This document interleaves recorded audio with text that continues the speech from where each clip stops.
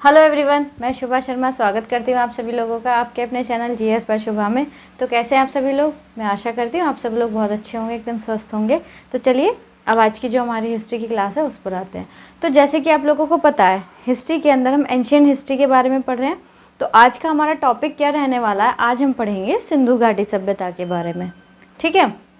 तो उससे related exam में जो भी क्वेश्चन जहाँ से भी पूछे जाते हैं वो हम कवर कर लेंगे।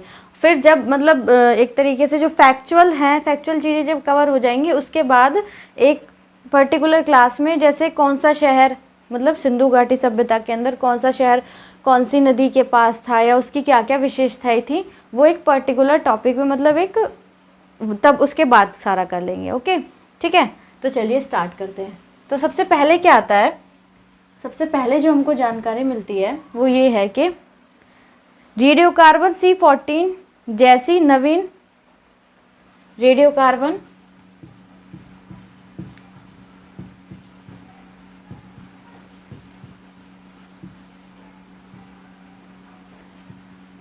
C14 जैसी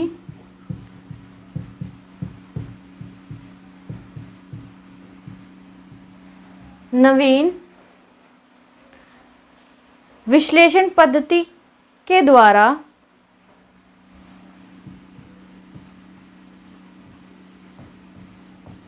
विश्लेषण पद्धति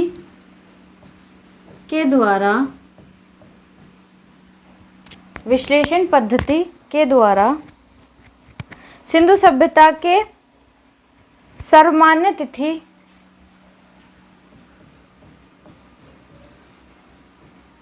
सिंधु सभ्यता के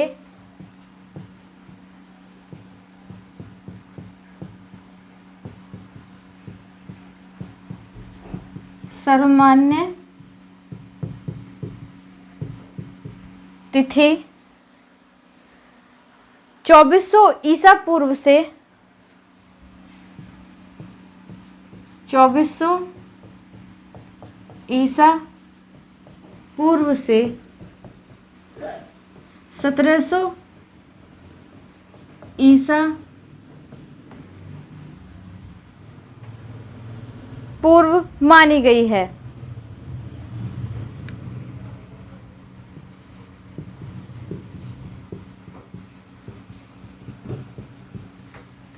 ठीक है, इसका विस्तार त्रिभुजाकार है।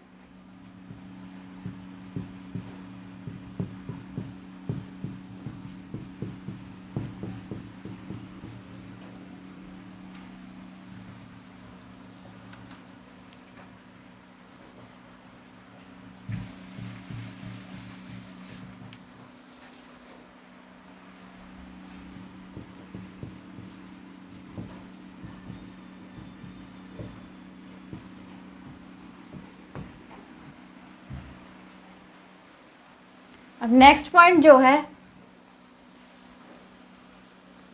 वो क्या है? सिंधु सभ्यता की खोज 1921 में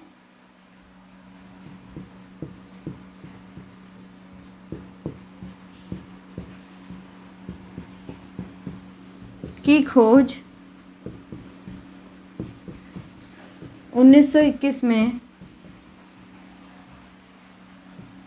सिंधु सभ्यता की खोज 1921 में राय बहादुर दयाराम साहनी ने की। राय बहादुर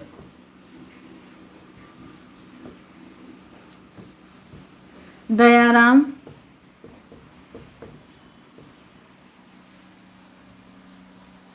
साहनी ने की।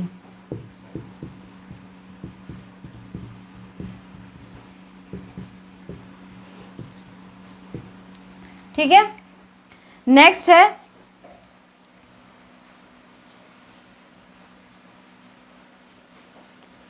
सिंधु सभ्यता को आद ऐतिहासिक सिंधु सभ्यता को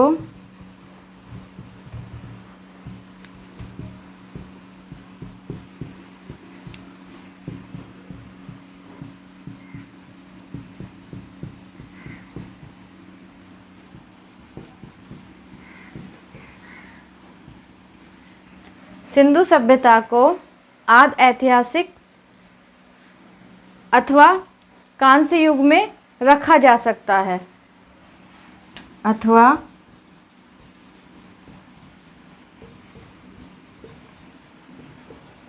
कांस्य युग में रखा जा सकता है।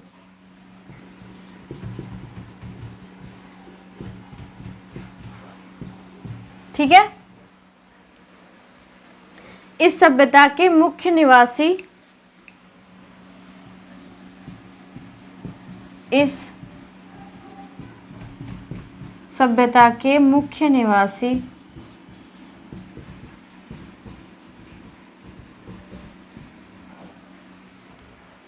इस सभ्यता के मुख्य निवासी द्रविड़ एवं भूमध्य सागरीय थे।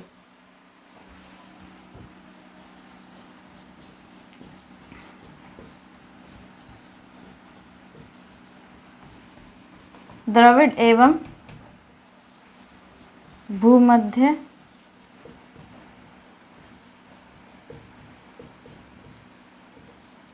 सागरीय थे। ठीक है, क्या थे?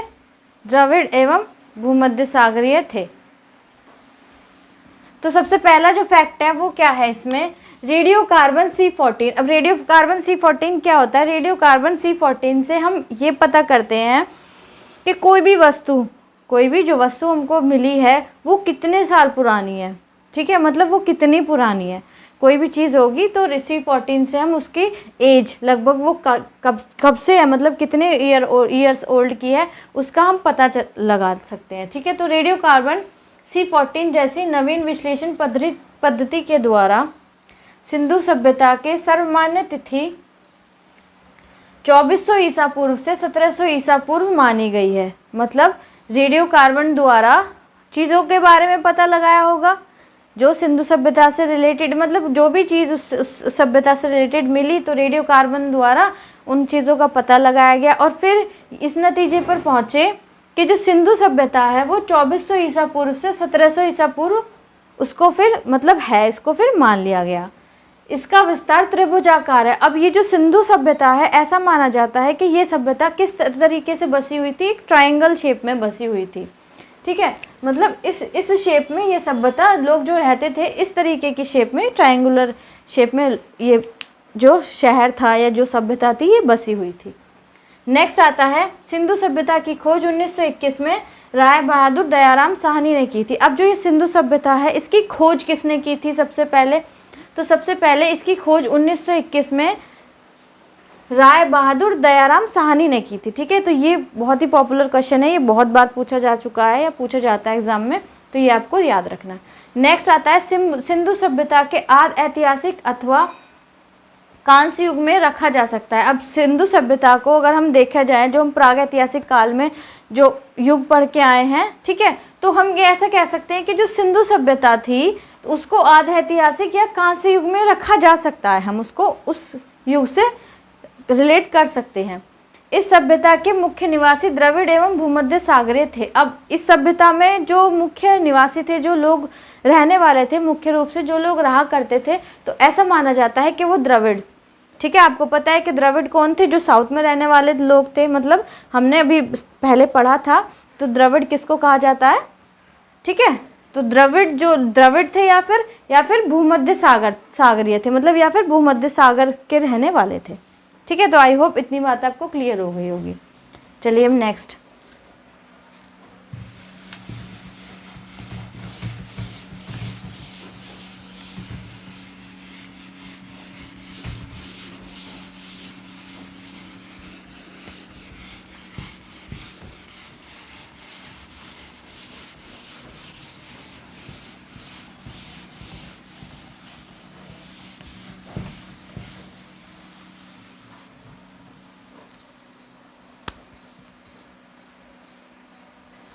पॉइंट क्या आता है हमारा? नेक्स्ट आता है सर जॉन मार्शल।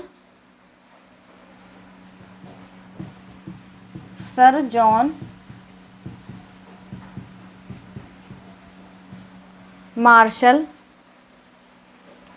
ने 1924 ईस्वी में सिंधु घाटी सभ्यता नामक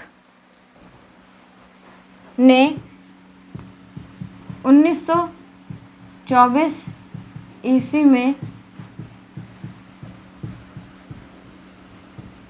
सिंधु घाटी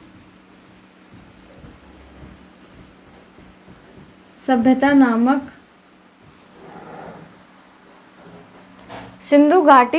नामक एक उन्नत नगरीय सभ्यता पाए जाने की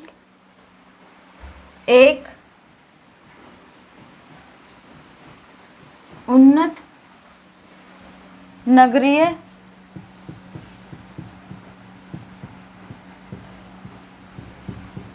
सभ्यता पाए जाने की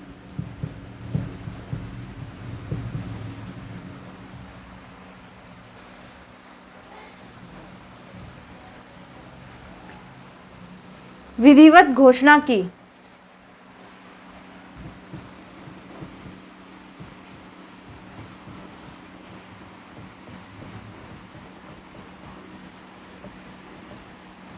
क्या की? विधिवत घोषणा की। ठीक है, नेक्स्ट आता है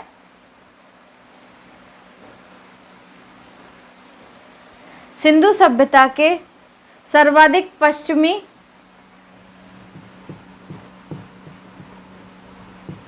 सिंधु सभ्यता के सर्वाधिक पश्चिमी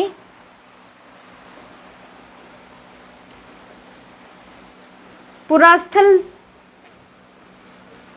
दाशक नदी के किनारे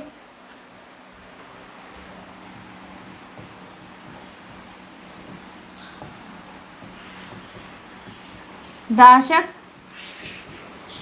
नदी के किनारे कहाँ थे? दाशक नाम की एक नदी थी, उसके किनारे। ठीक है, दाशक नदी के किनारे स्थित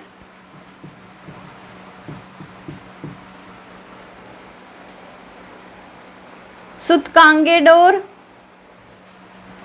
ये जगह है, जो कि क्या है? बलूचिस्तान के अंदर है। अगला आता है पूर्वी पुरास्थल हिंडन नदी के किनारे। पूर्वी पुरास्थल हिंडन नदी के किनारे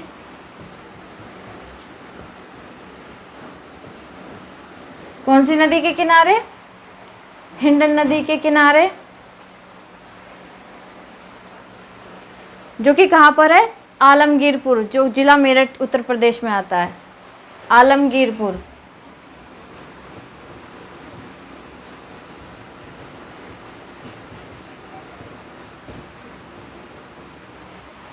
आलमगीरपुर। फिर आगे आता है उत्तरी पुरास्थल चिनाब नदी के तट पर। पूर्वी तो हो गया हिंडन नदी, और उत्तरी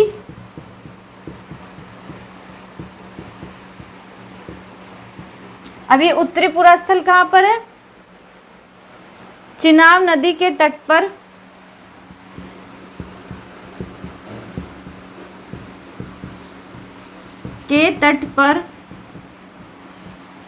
चिनाब नदी के तट पर अखनूर के निकट मांदा, जो कि कहाँ पर है? जम्मू कश्मीर में है।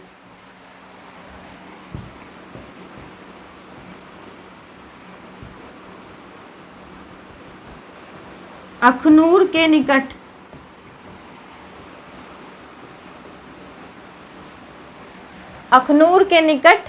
कौन सी जगह है? मांदा। JNK के अंदर है ये। ठीक है, जम्मू कश्मीर के अंदर अखनूर के निकट मांदा। फिर वह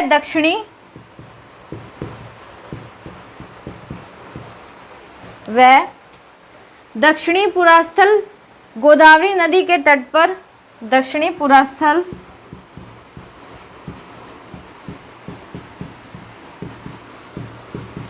गोदावरी नदी के तट पर गोदावरी नदी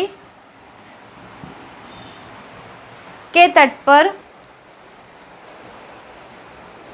जो कि कहाँ पर है, दाइमाबाद, अहमदनगर, महाराष्ट्र में।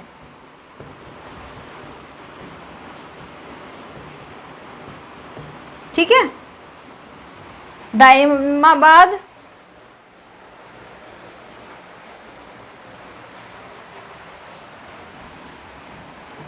नेक्स्ट जो आता है फैक्ट, वो क्या आता है, नेक्स्ट पॉइंट जो है वो क्या है, वो ये है कि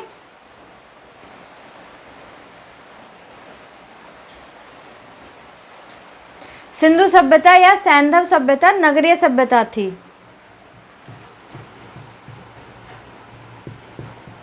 सिंधु सभ्यता या जिसको हम सैंधव सभ्यता भी बोलते हैं, सैंधव सभ्यता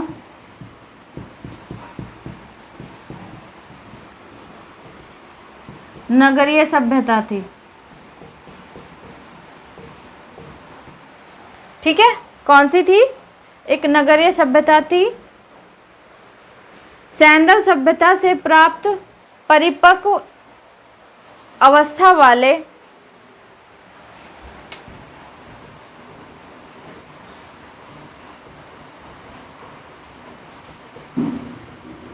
से प्राप्त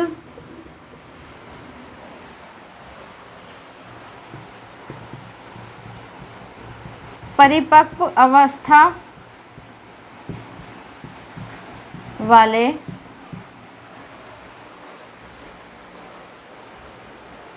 स्थलों में केवल 6 को ही बड़े नगर की संज्ञा दी गई है। स्थलों में केवल 6 को ही बड़े नगर की संज्ञा दी गई है।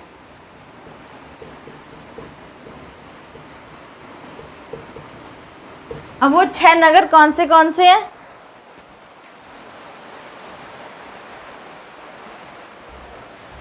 पहला कौन सा है? पहला है हमारा मोहनजोदड़ो,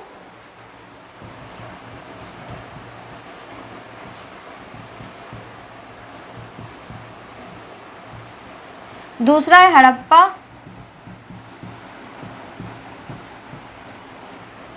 तीसरा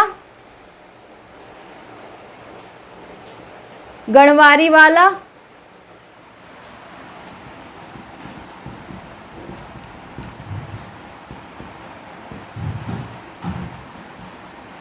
चौथा धौलावीरा,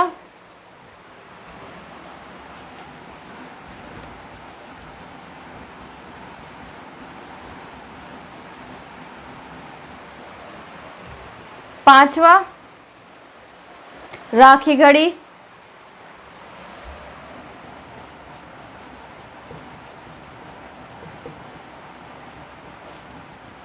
और छठवा क्या है? छठा इधर लिख लो, ठीक है, यहाँ दिखेगा नहीं, इसको ना यहाँ पर लिख लो, यहाँ दिख जाएगा ये।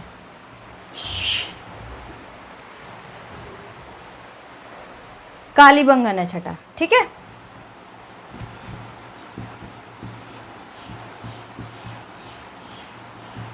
ओके, देखो तो सबसे पहले क्या आता है कि सर जॉन मार्शल ने 1924 ईस्वी में सिंधु घाटी सभ्यता नामक एक उन्नत नगरीय सभ्यता पाए जाने की विधिवत घोषणा की। देखो, जो दयाराम साहनी थे उन्होंने तो 1921 में इसको खोजा था, लेकिन 1924 में क्या हुआ, जो सर जॉन मार्शल थे उन्होंने मतलब एक विधिवत घोषणा कर दी। उन्होंने प्रूफ भी विद प्रूफ दे दिया कि सिंधु घाटी सभ्यता नामक एक उन्नत नगरीय सभ्यता है।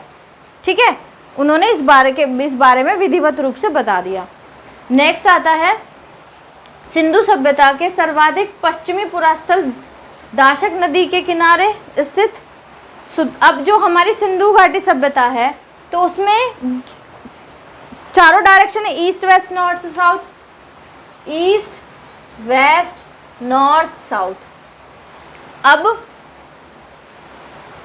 जो पश्चिम है, वेस्ट में जो है ना, तो वेस्ट की तरफ क्या है, दाशक नदी के किनारे स्थित सूतकांगे डोर है। तो वेस्ट नदी, यहाँ पर वेस्टर्न साइड क्या है, एक दाशक नदी है, उसके किनारे क्या है, सूतकांगे डोर नाम की एक जगह है।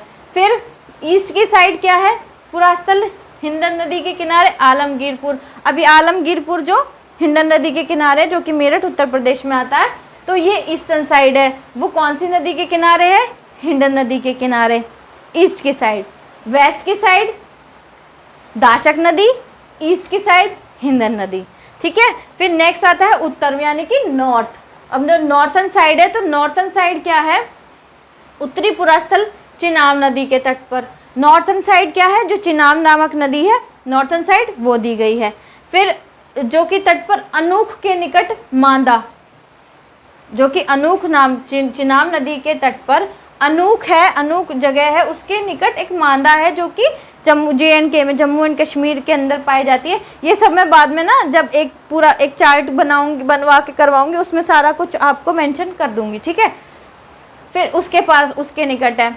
अब साउथ की बात करें हम, तो साउथ में क्या है, पुरास्थल गोदावरी नदी के तट पर दाइमाबाद, जो कि महाराष्ट्र के अंदर है। अब जो साउथ में है वो गोदावरी नदी के तट पर है, जो कि दाइमाबाद जगह नाम की जगह है, जो अब प्रेजेंट में महाराष्ट्र के में है, ठीक है। तो आई होप इतनी बात आपको क्लियर हो गई होगी। नेक्स्ट जो आता है, नेक्स्ट क्या आता है, सिंधु सभ्यता, या सिंधु सभ्यता को हम सैंधव सभ्यता भी बोलते हैं, ठीक है। कुछ को पता होगा, कुछ को नहीं पता होगा। तो ये क्या है, सिंधु सभ्यता या सैंधव सभ्यता नगरीय सभ्यता थी। अब यहाँ ये जो सभ्यता थी ना, सिंधु सभ्यता या जिसको हम सैंधव सभ्यता बोलते हैं, तो ये एक तरीके से कैसी सभ्यता थी, एक नगरीय सभ्यता थी, मतलब सिटीज़ वाली, शहर वाली नगरीय सभ्यता थी, ग्रामीण सभ्यता नहीं थी, ठीक है। सैंधव सभ्यता से प्राप्त परिपक्व अवस्था वाले स्थलों में केवल 6 को ही बड़े नगर की संज्ञा दी गई है। अब सिंधु सभ्यता में एक जो पूरे मतलब एक परिपक्व, पूरी मेच्योर टाइप जो अवस्था वाले जो शहर हैं, वो केवल 6 शहरों को 6 सिटीज़ को ही माना गया है। अब वो मतलब बड़े शहर, ठीक है, जैसे हमारे बड़े शहर दिल्ली हो गया, मुंबई हो गया, है ना, हमारे जैसे बड़े बड़े शहर हैं, तो ये केवल ये 6 ही शहर थे, इनको मतलब बड़े शहरों की संज्ञा दी गई। सबसे पहला था हमारा मोहनजोदड़ो, फिर हड़प्पा, फिर गढ़वारीवाला, फिर धौलावीरा, राखीगढ़ी और कालीबंगन, ठीक है। तो ये 6 शहर थे। आई होप इतनी बात आपको क्लियर हो गई होगी। ओके, चलिए ऐसा करते हैं, आज की जो हमारी क्लास है ना, इसको इतना ही रहने देते हैं, फिर जो बाकी रह गया है वो हम कल की क्लास में कवर कर लेंगे। ओके, तो क्लास आपको कैसी लगी, ज़रूरी ये नहीं है कि क्लास में कितना पढ़ाया जा रहा है, ज़रूरी ये है कि आपको समझ कितना आ रहा है, ठीक है। तो जो पहली बार तैयारी कर रहे हैं, उसके पर्पज़ से मैंने ये क्लासेस स्टार्ट करी हैं कि थोड़ा थोड़ा करके डेली बेसिस पे उनको सारी चीज़ें क्लियर होती रहें, ठीक है। जिन्होंने पहले से ही कर रखा है तो उनके लिए तो क्या ही ज़रूरत है, वो तो बुक से भी, मतलब जो बुक्स आती हैं मार्केट में, या उनको तो पहले से ही पता है, तो वो तो उस हिसाब से पढ़ सकते हैं। ओके, तो क्लास आपको कैसी लगी आप प्लीज़ कमेंट में ज़रूर बताइएगा। अगर अच्छी लगी तो उसको लाइक करने के बाद और बच्चों तक शेयर ज़रूर कीजिएगा, ठीक है। अगर आप वीडियो को पहली बार देख रहे हैं, चैनल पर पहली बार आए हैं, वीडियो अगर आपको अच्छी लगी हो तो प्लीज़ वीडियो को लाइक करने के बाद चैनल को सब्सक्राइब ज़रूर कीजिएगा और बेल आइकन को भी प्रेस कर दीजिएगा, ताकि जब वीडियो अपलोड होती रहे तो आप लोगों तक नोटिफिकेशन आते रहे। सो आज के लिए इतना ही है, अब मिलते हैं नेक्स्ट क्लास में, तब तक के लिए थैंक यू वेरी मच।